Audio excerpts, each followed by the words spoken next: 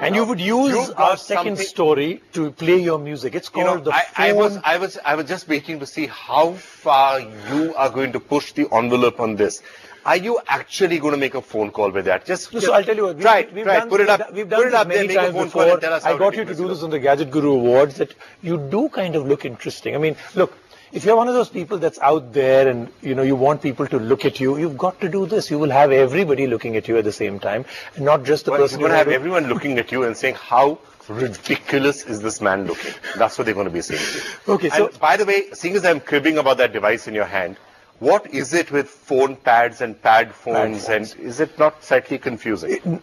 You've been very sweet to this company. It's extremely confusing. So they have two categories of this, right? Both are tablets. The first one is a dumb tablet, where you have a phone. We've reviewed that before, where you plug the phone into it. Yeah, you plug the phone and it comes alive, and you've got the best of both worlds according to them. And this one is just a tablet. It's called the Fonepad versus that one called a pad phone. And in this, you can just make calls, and that's why it's called a Fonepad, right? So I guess it is confusing, but the 7-inch is a hot category. It still sells very well. A lot of people say it's also a redundant category because 8 is taking over. Everybody's now getting better 8-inch phones, 8-inch tablets. I thought this, when it comes out new, would be 8 inches, so that it looks even more ridiculous when you look. All right, let's take a close look. Which one was this? The Fonepad, right? Yeah, you got it right. It's not the pad phone, it's the Fonepad 7, yes. The ASUS Fonepad 7 is essentially meant for people who don't like to carry two mobile devices, as it serves as a tablet and also as a cell phone because it facilitates calling as well. There's a lot of confusion in terms of the nomenclature that ASUS has been following with its devices. The latest entrant is Fonepad 7, which was launched in India after getting some mixed bag of reviews world over.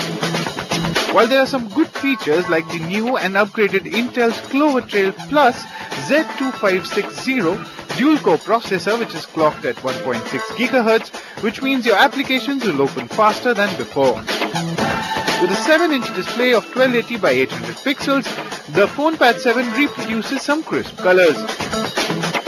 While the good ends there, the plastic body is something that might not go down too well with prospective buyers, and the company claims that Fonepad 7 has smudge-resistant coating, but it couldn't really keep away the fingerprints from the screen.